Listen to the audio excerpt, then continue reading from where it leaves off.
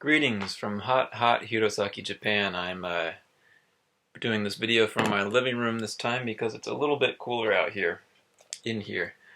Today, I'm going to introduce to you the Shichiku Kokinshu, right? And that's the latest translation effort that I've been doing, and I want to tell you a little bit about this book and about the Hitoyogiri, which is what it's about, okay? So first, a little bit about the Hitoyogiri. This is actually called a shakuhachi. When it was popular, it was just called a shakuhachi. People like Hon-on and Zenji played it, and it was their shakuhachi.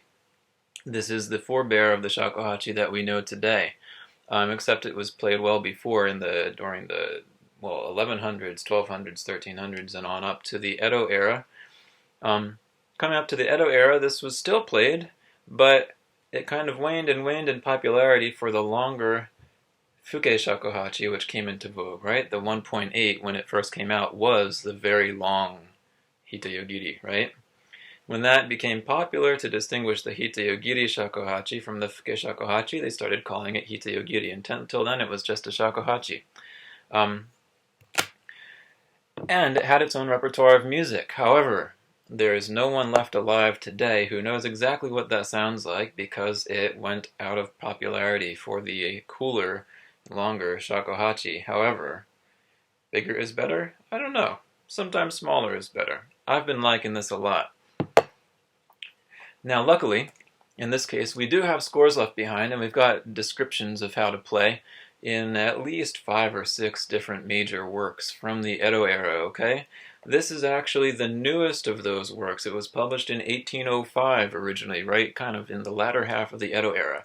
The reason I picked this and not the oldest one is that by this time things are kind of simple to follow. The notation has become a little bit more standardized. It's basically the same pieces, but this gives you a smattering, a good selection of all the different kind of pieces that were available for the Hitoyogiri, hence the title, Shichiku Kokinshu, right? The shi, that means kind of strings, so there are some works, some ensemble works for Hitoyogiri and koto and shamisen included in this. Now those are not the traditional pieces, however.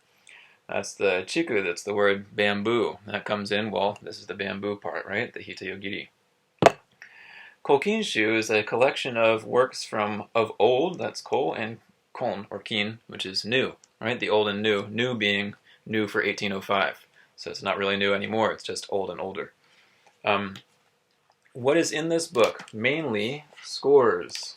Right at the beginning of the book, and it opens like a Japanese book. Somebody suggested that to me, that I met at the World Shakuhachi Festival, that it would actually have been easier to read the Kimpuryu book if it were to open like a Japanese book. So I did that this time, thanks for the suggestion, and it makes the scores easier to read. So after the introduction, some technical explanations of how to play and this and that, we've got, well, the original calligraphy. You can take a look at that if you want to. And then we've got some fingering charts and some scores, okay? Now the first section of the book is the classical scores. These pieces are who knows how old. We have the first written versions of these appear in about 1604, at the beginning of the Edo era, before the Komuso and Fuke Shakuhachi was really all that popular, though it probably was at its beginnings of existence. But these are the pieces that inspired the Shakuhachi Honkyoku we know today, and they're very similar, okay?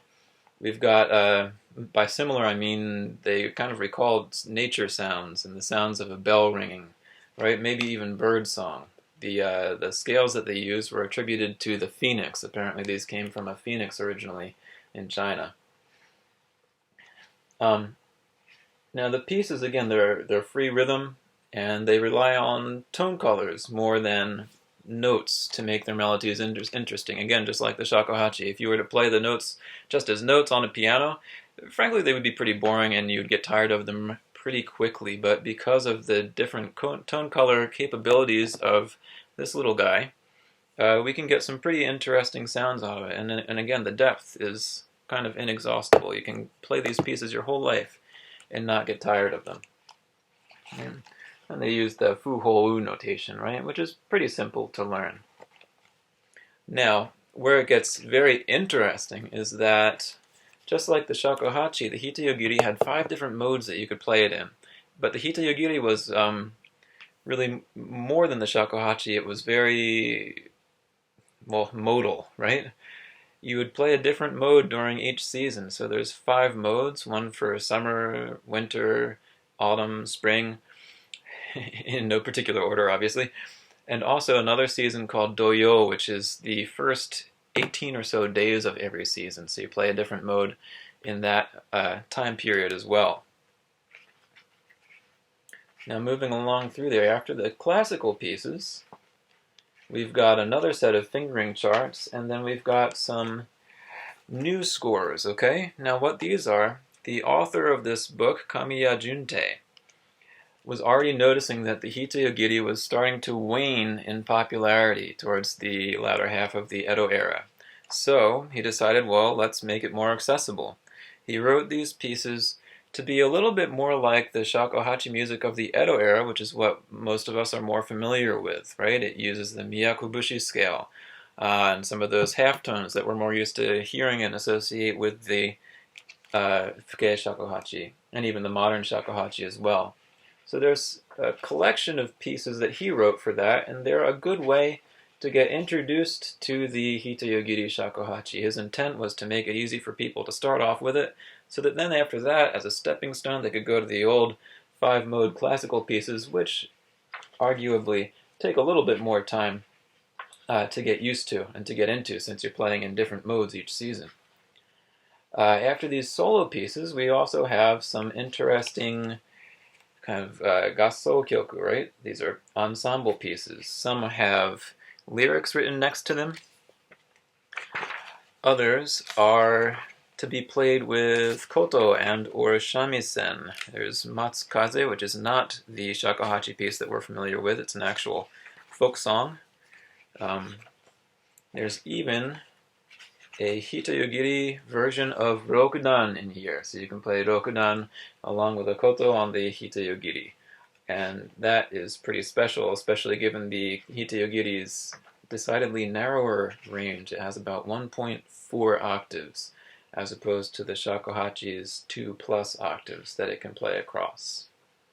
Now at the end of the book, you've got a little extra explanation of how to play the Hitoyogiri along with the shamisen. For anybody who's interested in doing that, that might provide you with some hints. And again, the titles of the music and all of the actual explanations are translated into English underneath here for the entire book. So hopefully that will be helpful to you. Now that alone, frankly, is not enough to play them though, so I'm going to be making videos just like this one to show you how to play the Hitoyogiri according to this book. For those of you who want to start off with the kotake pieces, the more modern pieces for the shakuhachi, I'll have some videos for those to get you used to those. And then we'll do some videos for the classical Hitoyogiri pieces, which are now over 500 years old probably. And it's my hope that Kamiya Junte's efforts to revive the Hitoyogiri shakuhachi, though they were not necessarily successful in the Edo era, will still prove successful at least for a few people in the modern era. Because what we've got to do, our job, is to take these scores, to understand everything that we can from them, and then to put our own personality and creativity into them and bring these pieces again into the present and give them life just by our own experience, you know? We don't know for sure precisely how they were played, but we can kind of take hints from shakuhachi now. We can take hints from this and other books that I've read that give us quite a lot of information to go on and get a pretty good idea of what these pieces were like, and then kind of make them our own again. So I hope that you'll join me. The book is for sale on my website, as are many Hitoyogiri, which you can buy if you want. Cheers!